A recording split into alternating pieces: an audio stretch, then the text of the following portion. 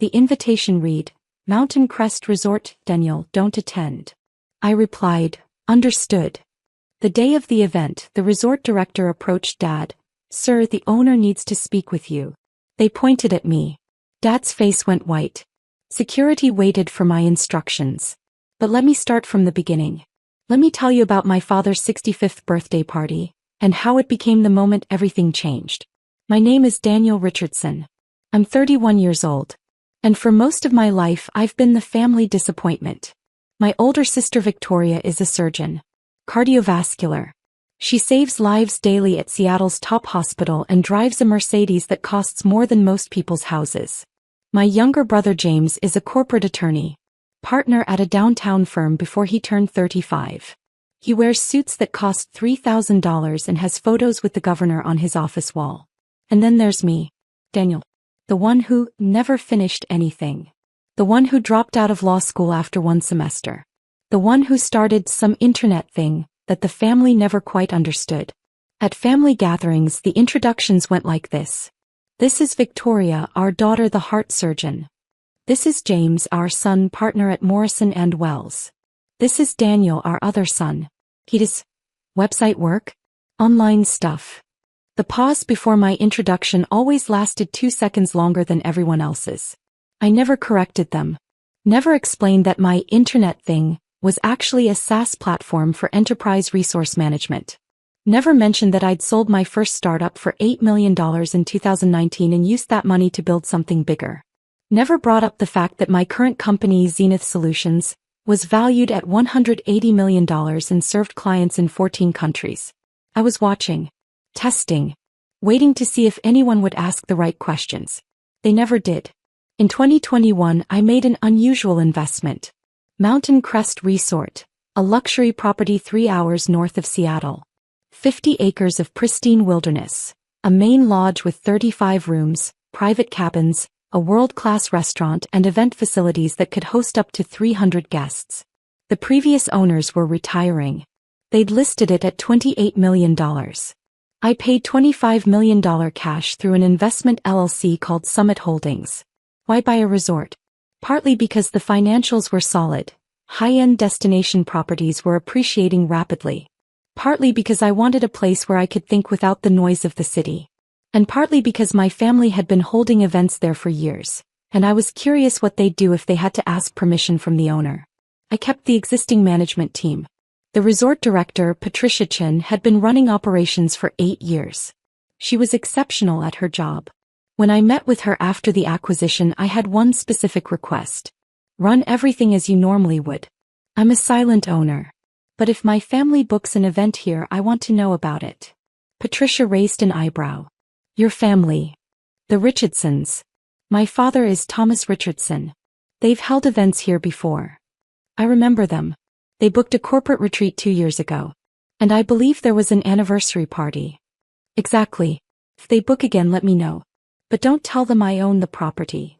She looked at me for a long moment. May I ask why?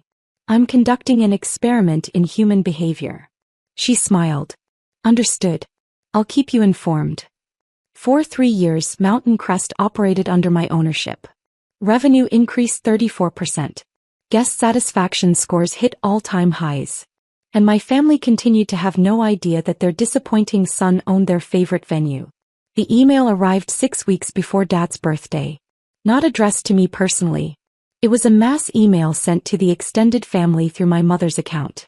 You're invited to celebrate Thomas Richardson's 65th birthday at Mountain Crest Resort. Saturday, October 14th. Cocktails at 6 p.m., dinner at 7 p.m. Black tie. 180 guests. RSVP by September 30th. I was on the email list. Barely. My address was at the bottom after second cousins I'd met twice. I replied to the group email. Sounds great. I'll be there. 3 days later, I received a separate email. From my father's personal account. Not the group thread. Daniel. Regarding the birthday celebration. After some consideration, your mother and I have decided this should be an adults-only event. Given the formal nature and the guest list, which includes several of my business associates and high-level contacts, we feel it's best to keep the atmosphere professional. We know you're busy with your computer projects anyway, Perhaps we can do a separate dinner for your birthday next month. That. I read it 3 times. Adults only. As if I were a child who might embarrass him in front of his business associates. I was 31 years old. I ran a company worth $180 million. I had just closed a contract with a Fortune 100 company worth $4.7 million annually. And my father was uninviting me to his birthday party. I replied, "Understood. Enjoy the celebration." His response came an hour later. "Appreciate you understanding. This is important for my professional reputation." I forwarded the entire email chain to Patricia at Mountain Crest with a simple note. "This is the event I mentioned. Let's discuss details." Patricia called me that afternoon. "Your father's assistant contacted us yesterday," she said. "They're requesting the grand ballroom, premium bar service, the 7-course tasting menu and exclusive use of the grounds for the evening. Estimated cost, $85,000. And they have no idea I own the property. None whatsoever. They negotiated rates with our events manager like any other client. Perfect. Approve everything they want. Give them the presidential treatment. I want this to be the best event Mountain Crest has ever hosted. Daniel, can I ask what you're planning?" "I'm planning to attend my father's birthday party." "But he uninvited you." "He uninvited me from his event. But he can't uninvite the property owner from his own resort." I could hear the smile in her voice. "Understood. What do you need from me?" "Nothing unusual. Just run the event perfectly. I'll arrive around 6:30 p.m. When my father asks what I'm doing there, that's when I'll need you." "I'll be ready." I didn't tell anyone I was coming. My phone stayed silent. No calls from family asking why I wasn't attending, no one checking if I was hurt by the exclusion. The silence was its own answer. Victoria called once, but it was about something else entirely. "Daniel, do you know anyone who does website updates? The hospital's donation page is broken." "I might know someone," I said. "Great. Can you ask around? We need someone cheap though. The budget is tight." My company had a web development team of 47 people. Our smallest contract was $200,000. But she was asking if I knew someone cheap. "I'll see what I can do," I said. "Thanks." "Oh, are you going to Dad's party?" "I wasn't invited." "What? That's weird. Must be an oversight. You should call Mom." "It wasn't an oversight. Dad specifically uninvited me." Silence on the line. Then, "Oh, well, I'm sure he has his reasons. You know how he is about professional events." "I do know." "Okay, well, let me know about the website person. Bye." She hung up. Never asked if I was okay. Never questioned why our father would exclude me. James didn't call at all. October 14th arrived with perfect fall weather. Clear skies, temperature in the mid-60s, leaves turning gold and red across the mountain landscape. I drove up to Mountain Crest alone, arriving at 6:15 p.m. I parked in the private owner's spot behind the main lodge, a space the guests would never see. I was wearing a custom Tom Ford tuxedo that cost $8,000. Not because I needed to prove anything, but because I wanted to look exactly like what I was. Successful on my own terms. Patricia met me at the private entrance. "Everything's ready," she said. "Your father's party is in full swing. 178 guests. The dinner service begins at 7 p.m. Your father just finished his cocktail hour speech thanking everyone for coming." "Did he mention me?" "He mentioned Victoria's achievements in cardiology and James's recent case victory. He thanked them for being exactly the successful children he'd hoped to raise." I felt something cold settle in my chest. "I see. Daniel, are you sure you want to do this?" "I've never been more sure of anything." We walked through the service corridor to the main lobby. I could hear the party. Laughter, conversation, the gentle music of a string quartet I'd specifically approved for the event. "One more thing," Patricia said. "Your father's assistant called yesterday asking about extended hours. They want the party to go until 2 a.m. Open bar throughout." "And what did you tell them?" I said we'd need to confirm with ownership. They offered an extra $15,000 for the extension. "Approve it. Tonight is going to be perfect for them. Right up until it isn't." I walked into the grand ballroom at 6:32 p.m. The space was stunning. Crystal chandeliers, floor-to-ceiling windows overlooking the mountains, tables set with fine china and fresh flowers. My father had spared no expense. On my property. I stood in the doorway for a moment. Several people glanced at me, a well-dressed stranger in a tuxedo. No one recognized me immediately. Then my cousin Michelle saw me. Her eyes went wide. Daniel, what are you doing here? Her voice carried. Heads turned. I saw my mother's face across the room. Confusion, then something like panic. My father was near the bar, talking with a man I recognized as the CEO of a regional banking chain. He turned at the commotion. Our eyes met. I watched my father's expression cycle through surprise, confusion, and then anger. He excused himself from his conversation and walked toward me, my mother right behind him. Daniel, he said quietly. What are you doing here? Attending a party. I thought we discussed this. This is not an appropriate event for you. I got that message. The adults-only email was very clear. People were watching now, trying to pretend they weren't, but the conversations had gotten quieter. Then why are you here? My mother's voice was tight. Daniel, this is embarrassing. Is it? I looked around the ballroom. I think it's a lovely event. The venue is spectacular. My father stepped closer, his voice dropping. I'm asking you to leave. This is my birthday celebration. These are important people. I don't need you here creating drama. Creating drama? I just walked in. Your presence here is inappropriate. You weren't invited for a reason. And what reason is that, Dad? He glanced around. More people were definitely listening now. This isn't the time or place. No, I think it is. You sent me an email saying this was adults only. That my presence might damage your professional reputation. I'm curious what you think I might do that would be so damaging. My mother grabbed my arm. Daniel, please. Don't make a scene. I'm not making a scene, Mom. I'm just asking a question. My father's jaw was tight. Fine. You want to know? You're 31 years old and you still haven't built anything real. These people here, they're executives, business owners, community leaders. They've accomplished things. I don't need them asking what my son does and having to explain that you run some internet hobby. The words hung in the air. An internet hobby. I looked at my father. Really looked at him. At 65, he was still imposing. Tall, well-dressed, the kind of man who commanded rooms.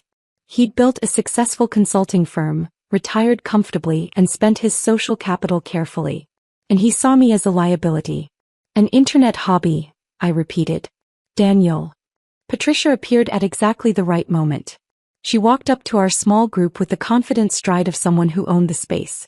Because technically I did. Excuse me, she said. Mr. Richardson? My father turned, grateful for the interruption. Yes. I'm Patricia Chin, the resort director. I apologize for the interruption, but the property owner has arrived and needs to speak with you about tonight's arrangements. My father looked annoyed. Can't this wait? I'm in the middle of my party. I'm afraid not, sir. There's been some confusion about the event authorization. What confusion? Everything was confirmed weeks ago. Patricia gestured toward me. Perhaps the owner can explain. Mr. Richardson, this is Daniel Richardson. The property owner. For 3 full seconds nothing happened. My father stared at Patricia. Then at me. Then back at Patricia. That's not funny, he said. I'm not joking, sir. Patricia produced a tablet and pulled up documentation. Summit Holdings LLC acquired Mountain Crest Resort in 2021. Daniel Richardson is the sole owner and managing member. She turned the tablet so my father could see. Articles of incorporation. Property deed. All with my name. The color drained from his face. My mother made a small sound. Daniel, you own this place. I do. Bought it for $25 million 3 years ago. Victoria had appeared next to us. Wait, you own Mountain Crest? This entire resort? Yes. James was there too now, phone in hand like he was ready to fact-check everything. That's impossible. You don't have that kind of money. I sold my first company for $8 million in 2019. Used it to build Zenith Solutions. Current valuation, $180 million. Bought this property as an investment. It's appreciated to about $32 million now. I watched them process this. All 4 of them. My father, my mother, Victoria, James. Their faces showed the same sequence. Disbelief, confusion, recalculation. You told us you did website work, my mother said weakly. You assumed I did website work. I actually run an enterprise software company with 200 employees across 4 countries. We serve clients like Boeing, Amazon, and Microsoft. Last year's revenue was $47 million. My father found his voice. Why wouldn't you tell us this? I did tell you. Multiple times. You just didn't listen. No, you said you did internet stuff. Computer projects. And you never asked for details. Not once in 10 years. You just decided it was a hobby and stopped paying attention. Patricia was still standing there, tablet in hand. Mr. Richardson, should I inform the guests that tonight's event is approved by ownership? There was some concern about the arrangements. I looked at my father. At his expensive suit and his shocked face and his birthday party full of important people. Tonight's event is fully approved, I said. In fact, I'm upgrading the bar to top-shelf spirits. No additional charge. Happy birthday, Dad. Daniel. Enjoy your party. All 178 guests. I've made sure everything is perfect. The 7-course meal, the string quartet, the extended hours until 2 a.m. All arranged on my property. I started to walk away, then turned back. Oh, and Dad? About my internet hobby. Zenith Solutions was named to the Inc. 5000 list of fastest-growing companies for 3 consecutive years. I was featured in Forbes 30 Under 30. And last month I closed a contract with the Department of Defense worth $12 million over 2 years. I let that sink in. But I understand why you wouldn't want me at your adults-only party. Clearly, I haven't accomplished anything real. I didn't leave. That would have been too easy. Instead, I walked to the bar and ordered a scotch. The bartender, who knew exactly who I was, served me a 25-year Macallan. On the house, Mr. Richardson, he said quietly. I took my drink and moved to the edge of the ballroom. Several guests approached me, curious about the commotion they'd witnessed. Are you really the owner? One woman asked. I am. This is a beautiful property. How long have you owned it? 3 years. We've made significant improvements to the facilities and increased our sustainability initiatives. What do you do when you're not running a resort? I run a software company. Enterprise Resource Management Solutions. She was genuinely interested. We talked for 10 minutes about technology, business scaling, and mountain property investments. She handed me her card. She was a venture capital director looking at tech investments. We should talk, she said. Your company sounds interesting. Across the room I could see my family in a tight cluster. My father kept glancing at me. Victoria looked shell-shocked. James was on his phone, probably searching for information about Zenith Solutions. My mother broke away from the group and walked over. Daniel, can we talk? Privately. Of course. We stepped out onto the terrace. The October air was cool, the view of the mountains spectacular. Why didn't you tell us? She asked. About which part? The first company I sold. The second company I built. The resort I bought. The Forbes feature. Which accomplishment exactly did you want to hear about? Any of it. All of it. Mom, I tried. For years. Every family dinner I'd mention projects I was working on. Contracts I'd signed. You'd smile and nod and then immediately change the subject to Victoria's surgeries or James's cases. We didn't know it was that serious. You didn't ask. There's a difference. She was quiet for a moment. Your father is very upset. I imagine he is. He didn't mean what he said. About you not building anything real. He did. He's believed that for years. Tonight just made him say it out loud. Daniel. Mom, I was uninvited to Dad's 65th birthday party. Not because of a space limit. Not because of budget constraints. Because he was embarrassed of me. He explicitly told me my presence would damage his professional reputation. He was just stressed about the event. Stop. Please stop making excuses for him. She looked at me with tears in her eyes. What do you want from us? Nothing. I don't want anything from you anymore. That's the point. I walked back inside, leaving her on the terrace. At 7 p.m. dinner service began. I sat at a small table in the back. A table I'd specifically had added to the seating chart. The 7-course meal was extraordinary. Seared scallops, duck confit, wagyu beef, each course paired with wines I'd personally selected from the resort cellar. My father gave another speech between the fourth and fifth courses. He thanked everyone for coming. He talked about his career, his accomplishments, his wonderful family. I'm blessed with 3 incredible children, he said. Victoria, who saves lives every day. James, who fights for justice. And Daniel, who is finding his way in the world. Finding his way. I was sitting in a ballroom of the resort I owned, drinking wine from my own cellar, listening to my father tell 178 people that I was still figuring things out. Several guests glanced at me. They'd heard the earlier conversation. They knew the truth now. After dinner, as people mingled and the dancing began, a man approached my table. Daniel Richardson? Yes. I'm Robert Chin, CEO of Pacific Systems. I heard an interesting conversation earlier about you owning this property. That's correct. I also heard you run Zenith Solutions. We've been looking at your platform for our operations management. Impressive work. We talked for 20 minutes. He asked intelligent questions about our architecture, our security protocols, our scalability. He understood exactly what I'd built. I'd like to schedule a demonstration, he said. We're looking at a 2-year contract, probably in the $3 to $5 million range. I gave him my card. My real card. PO Zenith Solutions. Have your team reach out. We'd be happy to present. After he left, 3 more people approached. 2 other CEOs and a director from a tech investment firm. Word had spread through the party that the owner wasn't just some silent investor. I was the owner present at the party, the one Thomas Richardson had tried to exclude. The irony wasn't lost on anyone. At 9:30 p.m. my father found me on the terrace. We need to talk, he said. I'm listening. Why are you doing this? Making a spectacle at my birthday party? I walked into a party at my own property. You're the one who made it a spectacle by trying to have me removed. I didn't know you owned the resort. Would it have mattered? Would you have treated me differently if you'd known? He was quiet. The answer is yes, I said. You would have treated me differently.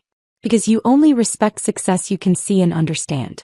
You respect Victoria's surgeon title. You respect James's law partnership. But you never respected what I built because you didn't understand it. I don't understand computer stuff. It's not about computers, Dad. It's about respect. I've been building businesses for 10 years. I've been successful for 10 years. And you never once asked for details. You just labeled it as an internet hobby and dismissed it. I'm your father. You should have made me understand. No, you're my father. You should have tried to understand. He looked out at the mountains. I got 3 business cards tonight from people asking about your company. Robert Chin wants a meeting. Patricia mentioned you were featured in Forbes. Yes. Why did you hide all this? I didn't hide it. I just stopped performing it for you. I stopped trying to impress you. And when I did that, you decided I was a failure. That's not fair. You uninvited me to your birthday party. You told me my presence would damage your professional reputation. You told 178 people I'm finding my way, while I'm sitting in a resort I own, running a company worth more than you've made in your entire career. That landed. I saw it in his face. Daniel, I didn't mean. Yes, you did. You meant every word. You just didn't expect it to have consequences. Patricia appeared at the door. Daniel, I'm sorry to interrupt. There's an issue with tomorrow's corporate booking that needs your approval. I'll be right there. I turned back to my father. Enjoy the rest of your party. Everything's paid for. The staff will take excellent care of you. Are you leaving? I'm working. Some of us have actual businesses to run. I walked past him into the resort. The party continued until 1:47 a.m. I watched from my office on the second floor, reviewing the next day's bookings and responding to emails from my actual business. At midnight, I received a text from Victoria. Can we talk tomorrow? I think we need to clear some things up. At 12:15 a.m. James sent. Your company's financials are impressive. I looked them up. I didn't realize the scale. At 12:43 a.m. my mother sent. Your father is very hurt. Please call me tomorrow. I didn't respond to any of them. The guests left in waves. Luxury cars pulling out of the circular drive, valets running, everyone talking about what a lovely event it had been. My father and mother were among the last to leave. I watched from my window as they got into their Mercedes. My father looked up at the building, at his son's building, and I wondered what he was thinking.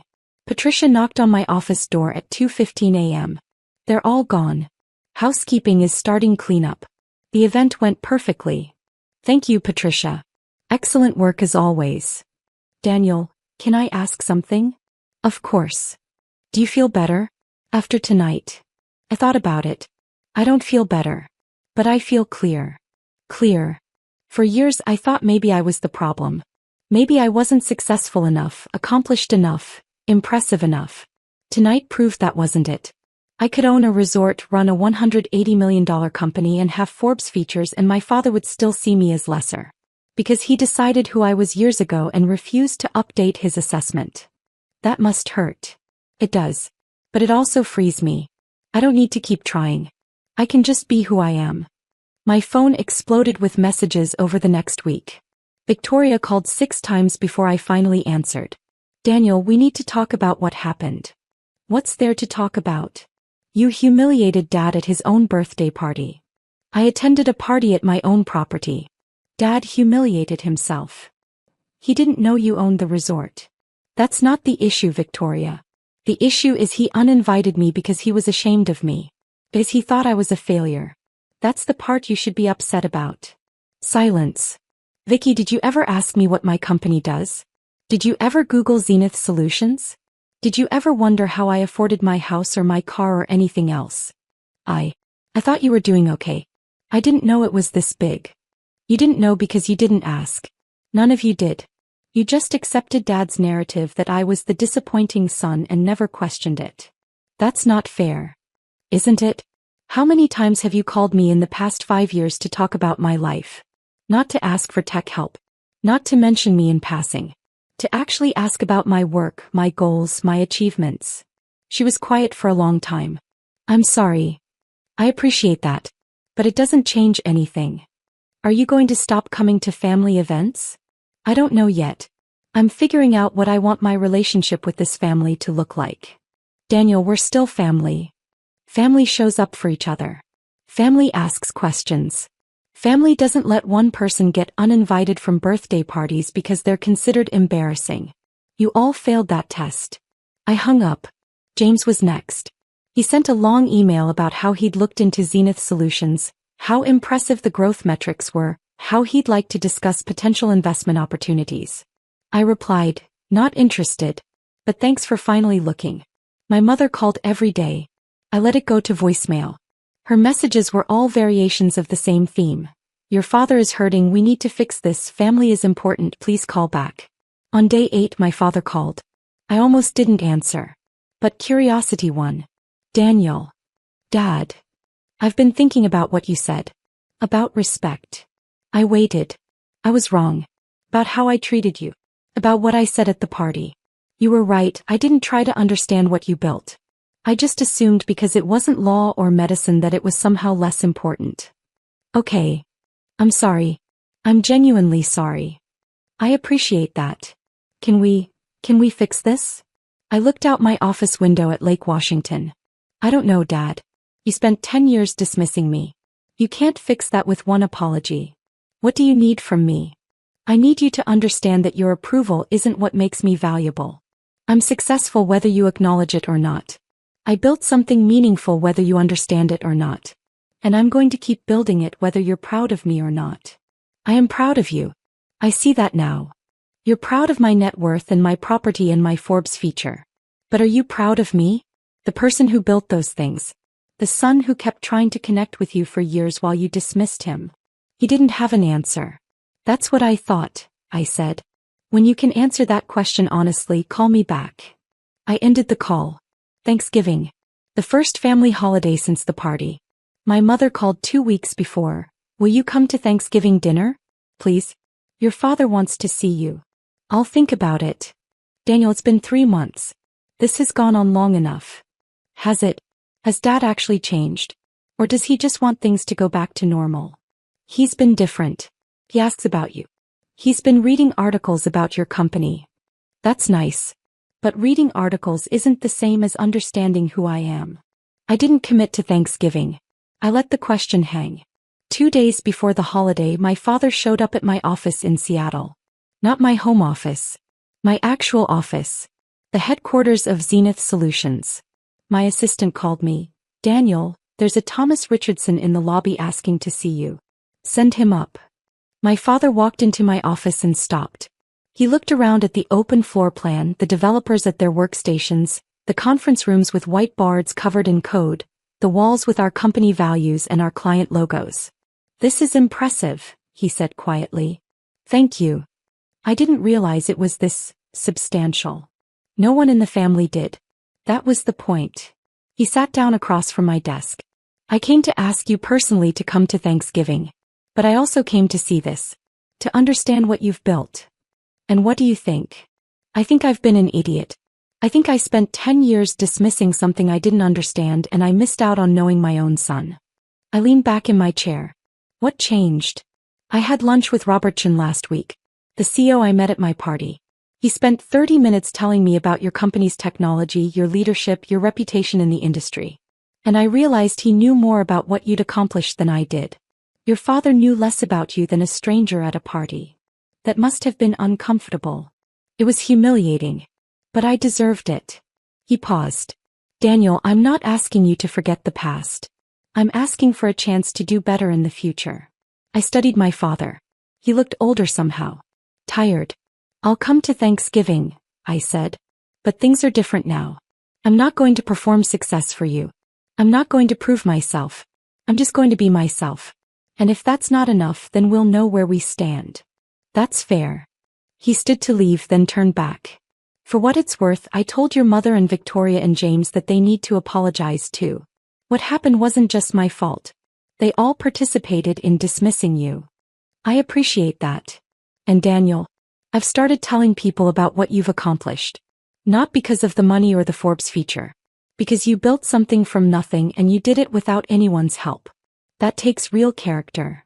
After he left, I sat at my desk for a long time. Was one conversation enough? No. Was it a start? Maybe. I showed up at my parents' house at 2 p.m. with a bottle of wine that cost $400. Not to show off. But because I could and because it was excellent wine. Everyone was already there. Victoria, James, their spouses, my parents. The introductions were different this time. This is Daniel, our son. He runs Zenith Solutions, a technology company. My mother's voice was careful, proud, uncertain. This is my brother Daniel. He owns CREST Resort. Among other things. Victoria's addition felt forced but genuine. Dinner was awkward at first. No one quite knew how to act. But halfway through the meal, James asked a real question. Daniel, how did you get the Department of Defense contract? That must have been a complex bid process. I explained it. The RFP, the security requirements, the technical demonstration, the negotiation. He listened. Really listened. Asked follow-up questions. Victoria chimed in. I told the hospital board about your company. They're interested in your resource management platform for our surgical scheduling. Have them reach out. We'd be happy to do a demo. My father was quiet through most of dinner. But when dessert came, he raised his glass. I want to say something. 3 months ago I made a terrible mistake. I failed to see and appreciate what my son had accomplished. I let my own narrow view of success blind me to what was right in front of me. Daniel, I'm sorry.